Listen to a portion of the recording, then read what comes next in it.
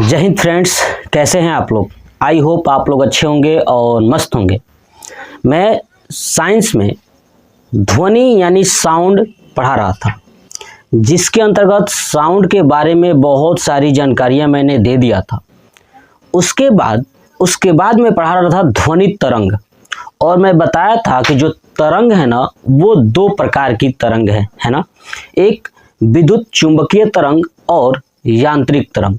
तो विद्युत चुंबकीय तरंग मैंने पूरा डिटेल्स के साथ, उसके प्रकार, उनके खोज किसने किया था, पूरा डिटेल्स के साथ सब कुछ मैंने वीडियो अपलोड कर दिया है।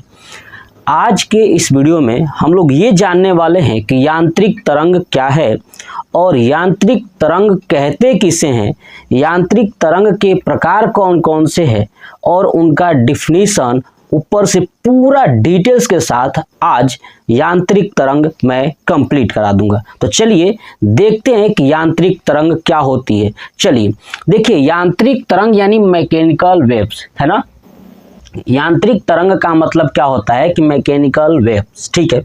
इसके पीछे मैंने बताया था विद्युत चुंबकीय तरंग, है ना, यानी ऐसा तरंग जिसे चलने के लिए कोई भी माध्यम की आवश्यकता नहीं होती है, उसे क्या कहते हैं, विद्युत चुंबकीय तरंग कहते हैं। लेकिन इसके जस्ट उल्टा है ये यांत्रिक तरंग यानी मैकेनिकल वेव, यानी ऐसा तरंग जिसे चलने के लिए माध्यम की आवश्यकता होती है। क्या चीज, माध्यम की आवश्यकता होती है, वो यांत्रिक तरंग कहलाती है। क्या कहलाती है, यांत्रिक तरंग कहलाती है। अब आप सोच रहे होंगे ये माध्यम क्या है। तो माध्यम का मतलब होता है कि ठोस, द्रव, गैस, है ना। यानी जो तरंगे ठोस में भी चले, द्रव में भी चले और गैस में भी चले, वो सभी तरंगों को यांत्रिक तरंग कहा जाता है। तो मैंने यांत्रिक तरंग का डिफिनीशन भी लिखा हुआ है, देख लीजिए कि ऐसी तरंग जिनको चलने के लिए माध्यम की आवश्यकता होती है, ठीक है, यांत्रिक तरंग कहलाते हैं, ठीक है ना। तो माध्यम की आवश्यकता होगी, ये अगर बिना माध्यम का अगर चल रही है तरंगे, इसका मतलब कि वो यांत्रिक तरंग नहीं है, याद रखिएगा। तो माध्यम कौन कौन सा होगा, तो ठोस, द्रव तथा गैस तीनों माध्यम में चलती हैं। बात क्लियर हो गई। तो ये पॉइंट्स आप हमेशा याद रखिएगा कि क्या कहलाती हैं यांत्रिक तरंगे। अब चलिए, आपने देखा होगा ध्वनि तरंगे क्या होती है, ध्वनि तरंगे जो हम लोग पीछे पढ़ रहे थे, ठीक है। तो ध्वनि तरंग क्या है, तो एक प्रकार की यांत्रिक तरंग है, क्योंकि ध्वनि को चलने के लिए भी माध्यम की आवश्यकता होती है। अब आप सोच रहे हैं कि ध्वनि को चलने के लिए माध्यम की कैसे आवश्यकता है। तो देखिए, मैं चीजें बोल रहा हूं तो ये हवा के माध्यम से, है ना, आपके मोबाइल के स्पीकर से निकल के आपके पास पहुंच रहा है, यानी ये गैस माध्यम है। कौन सा माध्यम है, गैस माध्यम है। और दूसरा एग्जांपल समझिए कि अगर मैं बात करूं कि आप क्या करिए कि दीवार पे एक साइड कहीं कान लगा दीजिए, उसी दीवार पे कहीं दूसरे साइड कोई अगर आवाज करता है या उस पर मारता है तो आपके कानों तक वो आवाज आएगी। मतलब कि ठोस माध्यम में आया है, दीवार क्या है, ठोस माध्यम में आया है। तो यानी द्रव में भी चल रही है ना, जो कि ठोस में भी चल रही है और गैस में भी चल रही है। अब यही ध्वनि तरंगे द्रव में भी चलती हैं। अब देखिए कैसे द्रव में, अगर मान लीजिए कि द्रव के अंदर कोई सामान गिरा हुआ है ना, कोई सामान गिरा हुआ है पानी में, समुद्र में कोई वस्तु डूब जाती है ना, या कोई जहाज डूब जाती है, तो आप जानते हैं ना सोनार, है ना, SONAR, सोनार के माध्यम से क्या किया जाता है कि वस्तु का पता लगाया जाता है। समुद्र के अंदर जो वस्तुएं होती है ना, उनके बारे में सोनार से पता लगाया जाता है, ठीक है। Sound navigation and ranging system, इस सोनार को बोलते हैं sound navigation and ranging system, यानी एक ऐसा सिस्टम जो समुद्र के अंदर रहने वाली वस्तुओं के बारे में पता लगाया जा सकता है सोनार के माध्यम से। तो सोनार में आप देख रहे हैं कि साउंड है, इसका मतलब ये कह सकता हूं कि जो ध्वनि है, ठीक है, वो किस में चलती है, तो द्रव में भी चलती है। बात क्लियर हुई, ये बात समझ में आ गया। तो मैंने आपको बताया कि जो ध्वनि है ना, वो ठोस, द्रव और गैस तीनों में चलती है, इसलिए ध्वनि तरंग भी यांत्रिक तरंग होती है। क्योंकि ध्वनि को चलने के लिए माध्यम की आवश्यकता होती है। इसको भी माध्यम चाहिए ही चाहिए, है ना। तो मैंने बताया ठोस में एग्जाम्पल फिर से सुन लीजिए। ठोस में अगर आप जैसे मैं इस बोर्ड पे अगर ऐसे टच करता हूं तो ये जो आवाज है देखिए, ये आवाज केवल यहीं तक नहीं है, इधर भी आवाज, इस बोर्ड के पास भी आवाज सुनाई दे रहा होगा। जैसे मैं अगर कान लगाऊं और यहाँ पे आवाज करूं ऐसे, तो मुझे जो सुनाई दे रहा है इसमें आवाज आ रही है, साउंड आ रहा है यहाँ तक, यानी ठोस माध्यम में ट्रेवल कर रहा है। अब मैं जो बोल रहा हूं वो आपको अगर सुनाई दे रहा है आपके स्पीकर के माध्यम से, तो हवा में ट्रेवल कर रहा है यानी गैस में, ठीक है। और मैंने बताया कि पानी के अंदर, समुद्र के अंदर जो डूबी हुई वस्तुएं हैं उनको सोनार के माध्यम से पता लगाया जाता है, sound navigation and ranging system के द्वारा ये पता लगाया जाता है कि वस्तुएं कहाँ पे है। ये कैसे काम करता है आगे आपको समझा दूंगा। बस आप याद रखिए कि जो यांत्रिक तरंग है वो ध्वनि तरंग भी यांत्रिक तरंग होती हैं। अब देखिए, हमें ये पता है कि तरंग को चलने के लिए माध्यम की आवश्यकता है ना। जो यांत्रिक तरंग है उसको चलने के लिए क्या चाहिए? माध्यम चाहिए। तब एक बात बताइए, माध्यम ठोस द्रव गैस है, तो बात तो ठीक है कि ठोस द्रव गैस है, लेकिन ये तरंग जाएंगे कैसे, है ना। तरंग कैसे चलेगा? क्या सीधे निकल जाएगा या डांस करते हुए जाएगा, है ना। कैसे जाएगा ये हमें जरूरी है जानना। तो देखिए, जो तरंग है ना, तरंग के चलने की दिशा है ना, वो दो दिशा हैं। कितनी दिशा हैं? दो, है ना। जो तरंग है वो दो दिशाओं के रूप में चलती हैं। अब समझिए कैसे जा सकती हैं। एक हो सकता है, देखिए मान लीजिए कि तरंग समझिए, ठीक है, कण समझिए, ये माध्यम का कोई कण है या ठोस का कोई कण है। अब ये कण कैसे जाएगा? हो सकता है कि ऐसे सीधे निकल जाए, हो सकता है कि ऐसे डांस करते जाए, है ना। तो सीधे जा सकता है या तो डांस करते जा सकता है, बस दो ही तो तरीका है ना। आप कहेंगे कि नहीं सर ऐसे डांस ना करके ऐसे भी तो कर सकता है, बिल्कुल कर सकता है। तो दो ही ना तरीका है, या तो वो सीधा निकल जाए या घूमते घूमते जाए, यही ना, सिर्फ दो ही तरीका है। कणों के चलने की सिर्फ दो ही तरीके हैं। तो दो तरीके हैं, तो अब बताइए दोनों का नाम। अब समझिए ध्यान से, अगर कण सीधे निकल गए, है ना, ऐसे सीधे निकल गया, ठीक है, तो ये दूसरा ऐसे जा सकता है, बस इसके अलावा कोई भी तरीका नहीं है। तो देखिए, जो सीधा चला जाएगा ऐसे सीधा, इस तरंग को बोलते हैं अनुदैर्ध्य तरंग। क्या बोलते हैं? अनुदैर्ध्य तरंग। क्लियर? और जो ऐसे तरंग चली जाती है ना, जिग जैग के अकॉर्डिंग, यानी ऊपर नीचे ऐसे मूवमेंट्स करती हैं, इसे बोलते हैं अनुप्रस्थ तरंग। अगर मैं इंग्लिश की बात करूं तो अनुदैर्ध्य तरंग को बोलते हैं लॉन्गिट्यूडनल वेव, है ना, लॉन्गिट्यूडनल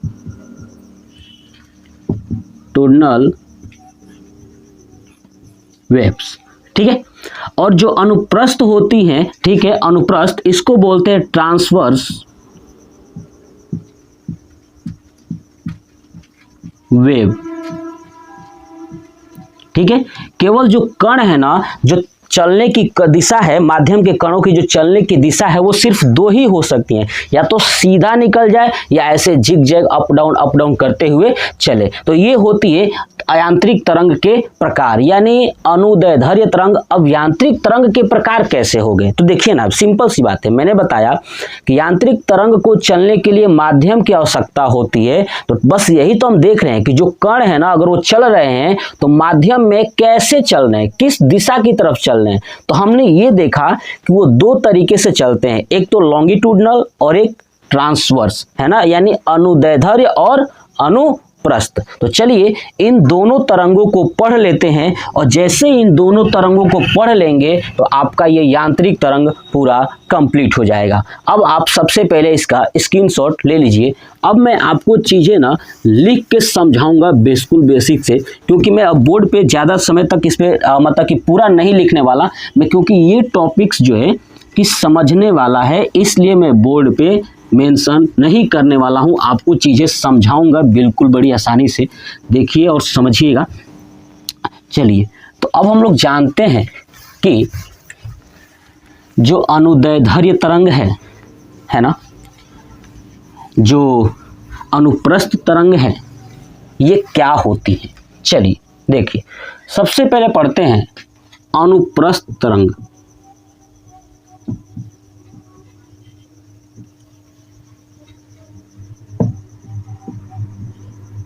अनुप्रस्थ तरंग यानी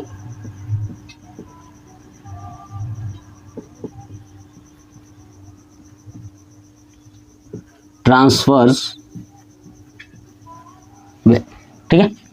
अनुप्रस्थ तरंग, हमने देखा कि अनुप्रस्थ तरंग, ठीक है, अनुप्रस्थ कैसी थी, ऐसे अप डाउन करके जाती थी, तो ये है अनुप्रस्थ तरंग। देखिए ऐसे अनुप्रस्थ तरंग चलती है। अगर मैं मान लूँ कि देखिए ये सपोज करिए कि जो रेखा दिखाई दे रही है इसी पे माध्यम के कण है, क्या है ये, यही कण है जो क्या करेंगे, गति करेंगे। यही छोटे छोटे कण है, समझिए कि छोटे छोटे कण है। ये कण जो है कि ऊपर नीचे ऐसे गति करेंगे। तो सपोज कर लीजिए कि ऐसे उन्होंने गति किया, ठीक है। थोड़ा सा बड़ा बना देता हूँ पिक्चर, ठीक है, कि ताकि आपको अच्छे से समझ में आए। देखिए ये ऐसे गति कर रहे हैं, ठीक है। चलिए अब ये आपने देखा जो गति है, ठीक है, ये, ठीक है। अब ये जो गति आपको दिखाई दे रही है इसको बोलते हैं अनुप्रस्थ तरंग यानी ट्रांसवर्स वेव। अनुप्रस्थ तरंग ऐसे ही चलती है, अप डाउन करके चलती है। क्लियर। अब देखिए, अब ये ऊपर की तरफ गई है इसलिए इसको बोलते हैं धनात्मक, और जो नीचे की तरफ जाएगी उसको बोलते हैं ऋणात्मक। क्या बोलते हैं, ऋणात्मक। अब ये ऊपर की तरफ गई है इसलिए इसका नाम होगा, ये ऊपर वाले का है ना, ये देखो ये जो आपको लाइन दिख रही है ये है माध्य स्थिति। क्या है ये, माध्य स्थिति। अब माध्य स्थिति क्या होता है कि जब तक इसमें कोई भी वेव नहीं उत्पन्न हो रहा है तो कण बिल्कुल रुके हुए हैं, कण कहीं भी नहीं गति कर रहे हैं, ना आगे जा रहे हैं, ना ऊपर और ना नीचे जा रहे हैं, यानी कण रुके हुए हैं, तो माध्य स्थिति में। और जब कण ऊपर की ओर जाएंगे तो धनात्मक में जाएंगे, और जब वही कण नीचे की ओर आएंगे तो ऋणात्मक में आएंगे। ये बात क्लियर हुई। तो देखिए जब ऊपर की ओर जाएंगे तो धनात्मक होगा, तो जब ये ऊपर की ओर जाएंगे तो ये एक प्रकार का विस्थापन है। क्या है ये, विस्थापन है। तो इसे बोलते हैं, जो ऊपर की तरफ है इसे बोलते हैं धनात्मक विस्थापन। क्या बोलते हैं, धनात्मक विस्थापन, है ना। पॉजिटिव डिस्प्लेसमेंट, क्या बोलते हैं, पॉजिटिव डिस्प्लेसमेंट। और जो नीचे की तरफ जाता है उसे बोलते हैं ऋणात्मक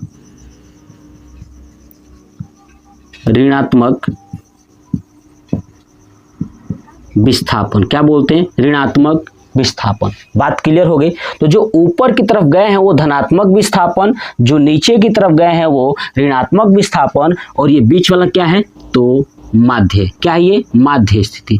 माध्य स्थिति का मतलब फिर से बता दूं कि यहाँ पे कण रुके हुए हैं, जब कण ऊपर की तरफ जाएंगे तो धनात्मक में जाएंगे, और जब नीचे की तरफ आएंगे तो ऋणात्मक में आएंगे। तो अब समझते हैं कि अनुप्रस्थ तरंग यानी ट्रांसवर्स वेव कहते किसे हैं। तो देखिए ऐसी तरंग, मैं लिख देता हूं डिफिनीशन, ऐसी तरंग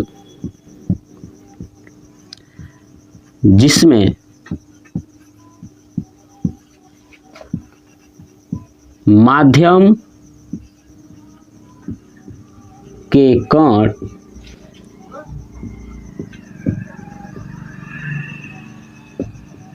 तरंग के चलने की दिशा के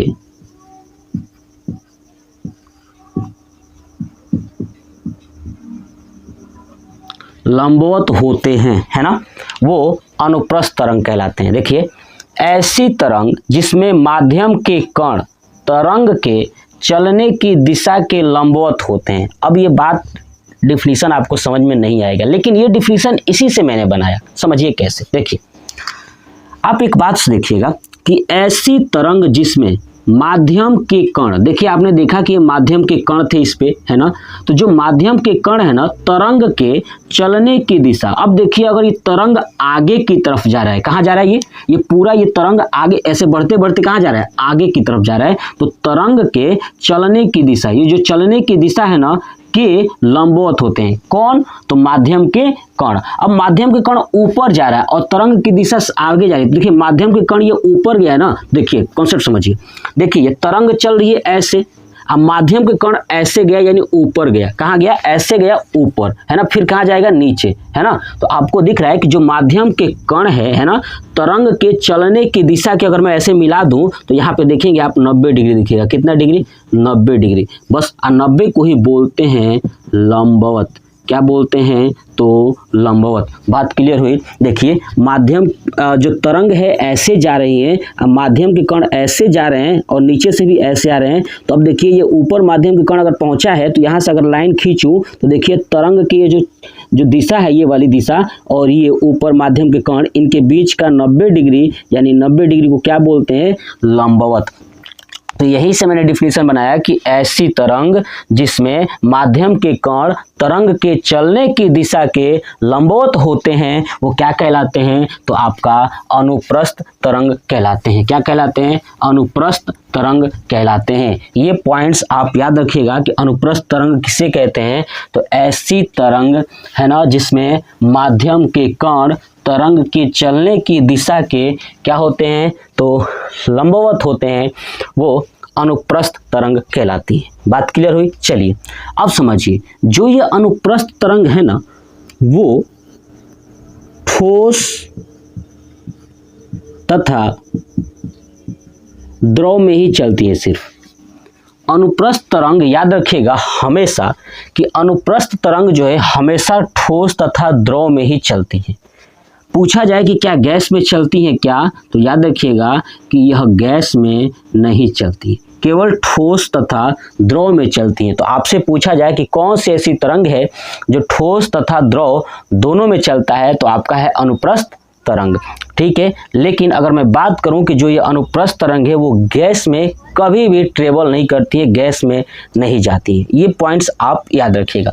अब समझिए कि अनुप्रस्थ तरंग मैंने बताया कि हमेशा ऊपर नीचे की तरफ ये विस्थापित होंगी, है ना, ऊपर और नीचे जाएंगे। अब देखिए आपने देखा कि जब ये ऊपर गई, ये पॉइंट्स जब ऊपर गया तो यहाँ पे अधिकतम बिंदु होगा ना कहीं अधिकतम कहीं ना कहीं गई है कि नहीं, यानी अधिकतम विस्थापन, है ना, अधिकतम विस्थापन। और नीचे की तरफ यहाँ पे आई तो इसको बोलेंगे न्यूनतम विस्थापन। क्या बोलेंगे, न्यूनतम विस्थापन। जो सबसे ऊपर अधिकतम गए ये माध्यम के कण, ये होता है अधिकतम विस्थापन, अधिकतम, है ना, अधिकतम विस्थापन। ठीक है, और जो नीचे की तरफ गया है ना सबसे, इसको बोलते हैं न्यूनतम विस्थापन। क्या बोलते हैं, न्यूनतम विस्थापन। इसका मतलब ये हुआ कि अब जो है कि इससे आगे कण नहीं जा सकता और इससे नीचे कण नहीं जा सकता, है ना। अधिकतम कण जहां तक जाएगा वो अधिकतम विस्थापन, और नीचे जहां तक जाएगा वो न्यूनतम विस्थापन होगा। बात क्लियर हुई। तो देखिए जो अधिकतम विस्थापन होता है इसे एक अलग नाम से बोलते हैं श्रिंग। क्या बोलते हैं, श्रिंग। ये पॉइंट याद रखिएगा, क्या बोलते हैं, श्रिंग। यानी श्रिंग क्या होता है, तो माध्यम के कणों के द्वारा अधिकतम विस्थापन क्या कहलाता है, श्रिंग कहलाता है। और न्यूनतम विस्थापन को अलग नाम से बोलते हैं गर्त। क्या बोलते हैं, गर्त, है ना, क्या बोलते हैं, गर्त। तो याद रखिएगा। अब श्रिंग का मतलब याद रखिएगा सिंह, सिंह हमेशा ऊपर रहता है और गर्त हमेशा नीचे रहता है। गर्त मतलब गड्ढा, गड्ढा हमेशा नीचे रहता है। ये बहुत बार रेलवे के एग्जाम में पूछा गया था कि अधिकतम विस्थापन, है ना, जो अनुप्रस्थ तरंग होती है उस अनुप्रस्थ तरंग का अधिकतम विस्थापन क्या कहलाता है, तो आप याद रखिएगा श्रिंग। और न्यूनतम विस्थापन क्या कहलाता है, तो गर्त कहलाता है। बच्चों को याद नहीं रहता कि अधिकतम वाला गर्त है कि न्यूनतम वाला, तो मैंने बता दिया कि अधिकतम यानी सिंह ऊपर रहता है तो अधिकतम विस्थापन श्रिंग है, और न्यूनतम विस्थापन क्या है, तो आपका गर्त है। बात क्लियर होगी, समझ में आ गया। चलिए, तो ये आपको समझ में आ गया श्रिंग और गर्त क्या होती है। अब देखिए इसी पॉइंट से आप देखेंगे कि ये आपको एक श्रिंग दिखाई दे रहा है और एक यहाँ पे श्रिंग दिखाई दे रहा है, ये एक गर्त दिखाई दे रही है, और नीचे भी इधर भी जाएगा तो वहां भी एक गर्त होगा। मतलब कि दो, ध्यान सुनिए पहला पॉइंट, कि दो श्रिंगों के बीच की दूरी, है ना, दो श्रिंगों के बीच की दूरी तरंग दैर्ध्य होती है। क्या होती है, तरंग दैर्ध्य। तरंग दैर्ध्य का मतलब होता है वेव लेंथ, इंग्लिश में बोलते हैं वेव लेंथ, यानी तरंग दैर्ध्य। दो श्रिंगों के बीच की दूरी क्या कहलाती है, तरंग दैर्ध्य। या दो गर्तों के बीच की दूरी, दो गर्तों के बीच की दूरी भी क्या कहलाती है, तरंग दैर्ध्य कहलाती है। याद रखिएगा कि आपसे पूछा जाए कि बताइए, अगर आपसे क्वेश्चन में दे दिया जाए, कॉन्सेप्ट समझिए, क्वेश्चन में ये कह दिया जाए कि दो गर्तों के बीच की दूरी 10 मीटर है है ना, तो दो श्रृंगों के बीच की दूरी क्या होगी, तो ये भी 10 मीटर ही होगा, है ना। ध्यान रखिएगा कि ये देखिए श्रृंग तथा श्रृंग के बीच की जो ये दूरी है ना, ये वाली दूरी, ठीक है, मैं यहाँ पे एक अलग से पिक्चर ड्रॉ करके दिखाता हूँ। देखिए अगर मैं बात करूँ तो ये है हमारा एक पिक्चर, ठीक है, तो ये जो श्रृंग है ये भी श्रृंग है, इन श्रृंगों के बीच की जो दूरी है ना, इसको बोलते हैं तरंग दैर्ध्य। क्या बोलते हैं, तरंग दैर्ध्य। बात क्लियर हुई। आज जो यहाँ पे गर्त है और ये आगे एक गर्त आएगा, उन गर्तों के बीच की दूरी भी क्या कहलाती है, तरंग दैर्ध्य, और दोनों क्या होती हैं, इक्वल होती हैं, बराबर होती हैं। बात क्लियर हुई। चलिए, तो यानी तरंग दैर्ध्य क्या होता है कि दो श्रृंगों के बीच की दूरी या दो गर्तों के बीच की दूरी क्या कहलाती है, तो आपका तरंग दैर्ध्य कहलाती है। आप इसको नोट कर लीजिए, मैं आगे की तरफ चलता हूं और फिर से आपको कुछ और तरीके का समझाता हूं। देखिए, तो मैं हटा दूं। देखिए, तो ये बात समझ में आ गया कि तरंग दैर्ध्य क्या होती है। एक पॉइंट्स और इसमें बताता हूं, वो होता है आयाम, है ना। तरंग दैर्ध्य एक हो गया, और दूसरा पॉइंट समझ लीजिए आयाम। क्या चीज, आयाम। अब समझते हैं कि आयाम क्या होता है, यानी एम्पलीट्यूड। देखिए यहाँ पे नोट करता हूं आयाम, ठीक है। देखिए आयाम, है ना, आयाम, एम्पलीट्यूड। अब देखिए एम्पलीट्यूड यानी आयाम क्या होता है, समझिए। देखिए आपने देखा कि ये जो माध्यम है, माध्य स्थिति से जो कण ऊपर जा रहे थे, इसे बोलते हैं यहाँ पे श्रृंग। अधिकतम विस्थापन को क्या बोलते हैं, श्रृंग, और न्यूनतम विस्थापन को गर्त, फिर अधिकतम विस्थापन को श्रृंग और न्यूनतम विस्थापन को गर्त। बात क्लियर हुई। तो अधिकतम विस्थापन तथा अधिकतम विस्थापन के बीच की दूरी को क्या कहलाता है, तो आपको क्या कहते हैं, तरंग दैर्ध्य। अब देखिए, जो ये अधिकतम यानी जहां पे श्रृंग था, अधिकतम विस्थापन, तो माध्य स्थिति से, सुनिए, माध्य स्थिति से अधिकतम विस्थापन या माध्य स्थिति से न्यूनतम विस्थापन, ठीक है, माध्य स्थिति, है ना, दिख रहा है माध्य स्थिति, माध्य स्थिति से अधिकतम विस्थापन या माध्य स्थिति से न्यूनतम विस्थापन की जो ये दूरी है ना, ये वाली दूरी, इसी को बोलते हैं आयाम। क्या बोलते हैं, आयाम, यानी एम्पलीट्यूड। ये पॉइंट याद रखिएगा कि जो माध्य स्थिति है उससे अधिकतम जो विस्थापन हुआ है ना, उसके बीच की दूरी या न्यूनतम विस्थापन के बीच की दूरी क्या कहलाती है, आयाम कहलाती है, यानी एम्पलीट्यूड कहलाता है। ये था अनुप्रस्थ तरंग। आपको याद हो चुका होगा कि अनुप्रस्थ तरंग क्या होती हैं, अनुप्रस्थ तरंग किसमें गति करती हैं। अब इसका एग्जाम्पल समझिए। आपको क्या करना है कि एक रस्सी लेना है, क्या करना है, एक रस्सी लेना है, और रस्सी का एक सिरा दीवार में बांध लेना है और दूसरा सिरा खुद पकड़ लेना है, उसको थोड़ा सा टाइट। अब जैसे आप इसे अपने पास से ना ऐसे ट्रांसवर्स करेंगे, यानी लंबवत ऐसे झटका देंगे, ऐसे झटका, तो आप देखेंगे कि जो रस्सी है ना ऐसे जाएगी, है ना, ऐसे जाएगी। जब आप उसे झटका ऐसे देंगे तो ऐसे करते हुए जाएगी, यानी इसको बोलेंगे ट्रांसवर्स वेव, अनुप्रस्थ तरंग, है ना, ऐसे करते हुए जाएगी। दूसरा एग्जांपल समझिए, वो तो रस्सी था, रस्सी के ऊपर आपने देखा होगा पानी।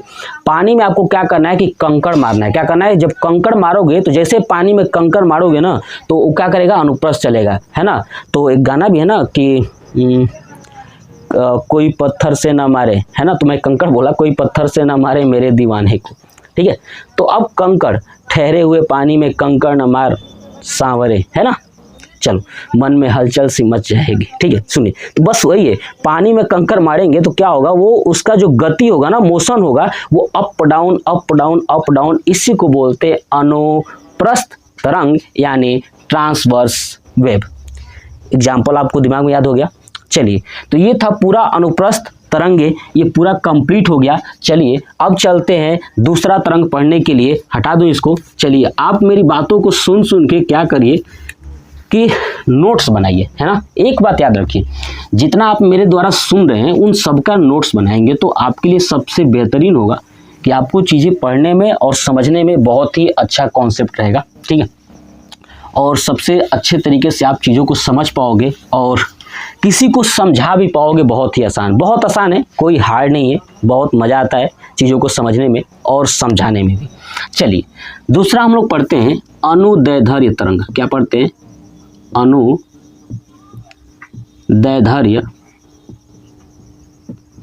तरंग, है ना, यानी लॉन्गिट्यूडिनल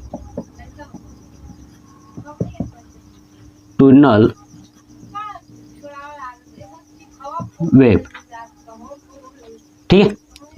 तो अनुदैर्ध्य तरंग यानी लॉन्गिट्यूडनल वेव। समझिए अनुदैर्ध्य क्या होती है। मैंने बताया था कि ये तरंगे है ना, ये तरंगे सीधी चलेंगी। क्या चलेंगी? सीधी चलेंगी। अब वो तरंगे अपनी माध्य स्थिति के ऊपर या नीचे चल रही थी ना माध्य स्थिति के, और ये तरंगे माध्य स्थिति के दिशा में ही चलेंगी। मतलब कह सकता हूं कि देखिए इसका पिक्चर ऐसे जाएगी, सीधे निकल जाएगी, ऐसे ही जाती रहेगी, ऐसे है ना। इसका तरंग कैसे होगा? ऐसे। हाँ, एक चीज आपने देखा होगा, जब अभी गेहूं की कटाई होगी तो जो दौरी वाला मशीन आता है ना, जो दाती है और ट्रैक्टर के साथ रहती है, तो वो उसका जो गेहूं निकालने वाला नीचे वाला होता है ना, ऐसे हिलता रहता है ना। तो ये जो है, ये कौन सा मोशन है? वो आपका अनुदैर्ध्य है ना। वो लॉन्गिट्यूडनल यानी आगे पीछे वो गति करती है, तो क्या होती है? अनुदैर्ध्य। या आप किसी चीज को दबाओ, देखो जैसे मान लीजिए कि मैं इसको, देखिए ये हमारे पास क्या है, तो आपको दिख ही रहा है क्या है। चलिए इसको मैं क्या कर रहा हूँ, दबा रहा हूँ, देखिए दबा रहा हूँ, देखिए ध्यान से। ऐसे दबाऊंगा तो नीचे की तरफ दबेगा ना, और छोड़ूंगा तो कहाँ आएगा? ऊपर की तरफ। यानी इसका गति कैसा है? ऊपर नीचे। यानी ये भी कौन सा है? अनुदैर्ध्य तरंग। बात क्लियर हुई? कौन सा है? अनुदैर्ध्य तरंग, यानी ऊपर नीचे कर रहा है। ठीक है। ऐसे ही जिस चीज को आप प्रेशर देते हो, कोई भी चीज दबाओगे तो नीचे जाएगा और ऊपर आएगा। तो देखिए नीचे जाना और ऊपर आना, ये क्या है? अनुदैर्ध्य तरंग। ठीक है। चलिए, यानी लॉन्गिट्यूडनल वेव। ठीक है, गलती से निकल गया होगा अगर अनुप्रस्थ, तो ध्यान रखिएगा, अनुदैर्ध्य तरंग है। ठीक है। अब देखिए आगे पीछे चलती है। अब इसका डिफिनीशन कैसे लिखेंगे? ऐसी तरंग जिसमें, ठीक है, ऐसी तरंग जिसमें माध्यम के कण, है ना, ठीक है, ऐसी तरंग जिसमें माध्यम के कण, ठीक है, तरंग के चलने की दिशा के समांतर, है ना। कैसी? समांतर, यानी सीधा जाएगी ऐसे करके, है ना, समांतर चलती है ना। वो क्या कहलाती है? अनुदैर्ध्य तरंग। अब समांतर चलने का मतलब वो नहीं है ऋतिक रोशन वाला ऐसे, है ना। तो ध्यान रखिएगा। देखिए, तो ऐसी तरंग जिसमें माध्यम के कण तरंग के चलने की दिशा के समांतर होती है ना। देखिए ये तरंग जो है ना, तरंग अगर ऐसी दिशा में जा रही है तो माध्यम के कण भी उसी दिशा में जाएंगे और उसी दिशा में पीछे भी आएंगे। तो आगे पीछे ये मूवमेंट्स करते हैं। ठीक है, वो क्या कहलाती है? अनुदैर्ध्य तरंग, यानी लॉन्गिट्यूडनल वेव। Right, clear. चलिए, तो ऐसी तरंग जिसमें माध्यम के कण तरंग के चलने की दिशा के समांतर चलती हैं, है ना, वो क्या कहलाती हैं? अनुदैर्ध्य तरंग कहलाती हैं। अनुदैर्ध्य तरंग का ऐसा पिक्चर, या आप ऐसे, हाँ आपने एक देखा होगा ना, स्प्रिंग पहले पेन आता था, उसमें स्प्रिंग हुआ करता था। हम लोग क्या करते थे ना, उसको स्प्रिंग को निकाल करके, वो टिपने वाला आता था ना, खुट बजता था, पता नहीं क्या बोलते उसको, उसका स्प्रिंग निकाल करके दबाते थे। ऐसे दबाए छोड़े। कभी कभी तो ऐसा होता था कि ज्यादा दबा दिए, बेचारा चिपक गया वहीं पे जाके, अब उसको खींचना पड़ता था। ठीक है, आपने देखा होगा साइकिल में भी जो स्प्रिंग लगी होती है, वो भी स्प्रिंग कैसी है? अनुदैर्ध्य तरंग। उसमें भी खींचेंगे, स्ट्रेस आएगा, ठीक है, फिर उसका दबाव, स्ट्रेस दबाव, तो वो क्या है? सब अनुदैर्ध्य यानी लॉन्गिट्यूडनल वेव में काम करती हैं। राइट, चलिए, तो ध्यान रखिएगा, अनुदैर्ध्य तरंगे, ठीक है, कि ऐसी तरंगे जिसमें माध्यम के कण तरंग के चलने की दिशा के समांतर होते हैं। क्या होते हैं? समांतर होते हैं। अब उसमें बताया था कि लंबवत होते हैं 90 डिग्री। अब ये समांतर होते हैं, तो बताइए इनके बीच का कोण क्या होगा? 0 डिग्री होगा कि नहीं होगा? देखिए, माध्यम ऐसे जा रही है और कण भी इसी दिशा में जा रहा है, तो इनके बीच का कोण कितना आ गया? 0 डिग्री। तो ये भी याद रखिएगा कि किस प्रकार के तरंग में माध्यम के कण तथा तरंग के चाल के बीच का कोण 0 डिग्री होता है, तो अनुदैर्ध्य। और 90 डिग्री किस में होता है? तो आपका समझ में आ चुका, अनुप्रस्थ यानी ट्रांसवर्स। चलिए देखिए, अब मेरी बातों को सुनिए। अब जो ये अनुदैर्ध्य तरंग है, ठीक है, अनुदैर्ध्य तरंग कौन कौन सी ऐसी तरंगे हैं, या क्या कौन कौन सी ऐसी चीजें हैं जो अनुदैर्ध्य तरंग में आती हैं? तो देखिए, मैं आपको चीजें लिखवा रहा हूं, वो याद कर लीजिएगा प्रॉपर। देखिए, एक दाब तरंग, ठीक है, दूसरा प्रत्यास्थ प्रत्यास्थ, ठीक है। तीसरा स्प्रिंग, चौथा ध्वनि, ठीक है। देखिए ध्वनि अनुदैर्ध्य में भी आता है और अनुप्रस्थ में भी आता है, मैं अभी आपको यहाँ पे समझा दूंगा, ठीक है। और पांचवा यांत्रिक। अगर आपसे क्वेश्चन पूछ दे, देखिए यांत्रिक के अंदर ही आते हैं अनुदैर्ध्य और अनुप्रस्थ, लेकिन कभी कभी एग्जामिनर इतना चालाक होता है, ऐसे पूछता है कि यांत्रिक तरंगे कौन सी तरंगे हैं, और ऑप्शन यही दे देता है अनुदैर्ध्य और अनुप्रस्थ। मतलब मामला उल्टा कर दिया। यांत्रिक इन दोनों के पापा थे, लेकिन कभी कभी उल्टा कर देता है कि बताइए जो पापा हैं वो किसके अंदर रहते हैं, अनुदैर्ध्य के कि अनुप्रस्थ के। तो याद रखिएगा अनुदैर्ध्य के अंदर पापा रहते हैं, ठीक है। कॉन्सेप्ट यहाँ पे समझ में यांत्रिक तरंगे, ठीक है। देखिए जो 5 तरंगे मैंने बताया, इसमें से ध्वनि के बारे में समझिए, बहुत पॉइंट्स है, बहुत बेहतरीन पॉइंट्स बताने वाला हूँ। देखिए जो ध्वनि तरंगे हैं हमें पता है वो ठोस है ना, कहाँ चलती है, ठोस में, ठीक है। और ये भी पता है कि ध्वनि तरंगे द्रव में भी चलती हैं और गैस में भी चलते हैं। ये मैंने बताया था कि तीनों माध्यम में चलती है, इसलिए इसे यांत्रिक तरंग कहा जाता है। अब समझिए, अगर ध्वनि ठोस में चलती है तो ठोस में चलती है तो क्या अनुदैर्ध्य ही होगा या अनुप्रस्थ होगा? तो समझिए मैं बताता हूँ। देखिए ध्वनि के बारे में मैं आपको जो चीजें बताऊंगा वो बिल्कुल आपके दिमाग में लर्न होना चाहिए। देखिए ध्वनि तरंगे अगर ठोस में चल रही है ना, ध्वनि तरंगे अगर ठोस में चल रही हैं तो ध्यान रखिएगा ये अनुप्रस्थ है ना, अनुप्रस्थ और अनुदैर्ध्य दोनों होगा। बात क्लियर हुई? अगर ये ठोस में ध्वनि तरंगे चल रही है तो अनुप्रस्थ और अनुदैर्ध्य दोनों होगा। बात क्लियर हो गई, समझ में आ गया? चलिए अगर यही चीज द्रव में चल रही है, किस में चल रही है, द्रव में चल रही है, तो देखिए द्रव में 2 तरीके से चलेगी। देखिए मान लीजिए कि ये पानी है, ये क्या है, पानी है, ये द्रव है। तो अगर द्रव के अंदर चले है ना, द्रव के अंदर चले, एक द्रव के सतह पर चले, यही हो सकता है ना, 2 तरीके, एक द्रव के अंदर और एक द्रव के सतह पर। अगर द्रव के सतह पर चल रही है, ध्यान सुनिए कहाँ पे, सतह पर, तो वो चलेगी अनुप्रस्थ में। कैसे चलेगी? अनुप्रस्थ में चलेगी। ध्यान रखिएगा ध्वनि अगर द्रव के सतह पर चल रही है तो अनुप्रस्थ चलेगी। अगर ध्वनि द्रव के गहराई में चल रही है ना, गहराई में, तो वो चलेगी अनुदैर्ध्य। ये पॉइंट्स याद रखिएगा, इतना कंफ्यूजन है ना कि बच्चों को दिक्कत हो जाता है। अब देखिए ना सोच के, द्रव के सतह पर हमेशा तरंग ऐसे चलती है ना, तो ये कौन सा है, अनुप्रस्थ। तो याद रखिएगा कि ध्वनि जो है एक अनुप्रस्थ तरंग द्रव के सतह पर चलती है और द्रव के नीचे अनुदैर्ध्य चलती है, और ठोस में दोनों में चलती है। अब आते हैं कि गैस है ना, क्या चीज, गैस। तो देखिए अब मैं गैस की बात करूं तो गैस जो है, गैस में हमेशा ध्वनि अनुदैर्ध्य में चलती है। किसमें? अनुदैर्ध्य में चलती है। ये पॉइंट याद रखिएगा कि गैस में हमेशा अनुदैर्ध्य में चलती है, ऐसे ऐसे करके चलती है, ऐसे नहीं चलती है। ध्यान रखिएगा ऐसे कभी नहीं चलती है ध्वनि, है ना, हवा में ऐसे चलती है ना, ठीक है, समझ में आ गया? तो देखिए, तो ये ध्वनि के बारे में इतना चीज याद रखना है कि कैसे कैसे ये चलती हैं। चलिए अब ये बात समझते हैं कि अनुदैर्ध्य क्या है, कहाँ चलती है। अब समझिए कि अनुदैर्ध्य तरंग, ठीक है, कैसे किस में चलती है, कौन कौन से, ठोस द्रव गैस, मैंने बता दिया। इसका मतलब कि कह सकते हैं कि अनुदैर्ध्य जो तरंग है ना वो तीनों में चलती है। कितने माध्यम में? तीनों में चलती हैं, ठोस, द्रव और गैस, है ना। जो अनुदैर्ध्य तरंग होती हैं वो ठोस, द्रव, गैस तीनों में चलती हैं। किस में चलती हैं? ठोस, द्रव, गैस तीनों में चलती हैं। अब यह द्रव के सतह पर कैसे चलती हैं? अनुप्रस्थ के रूप में, द्रव के अंदर अनुदैर्ध्य के रूप में, ठोस में दोनों, गैस में अनुदैर्ध्य के रूप में। बात क्लियर हो गई? तो ये था हमारा अनुदैर्ध्य तरंग यानी लॉन्गिट्यूडनल वेव। ये पूरा डिटेल्स के साथ मैंने आपको चीजें समझाया, बहुत ही आसान है, कोई हार्ड नहीं है।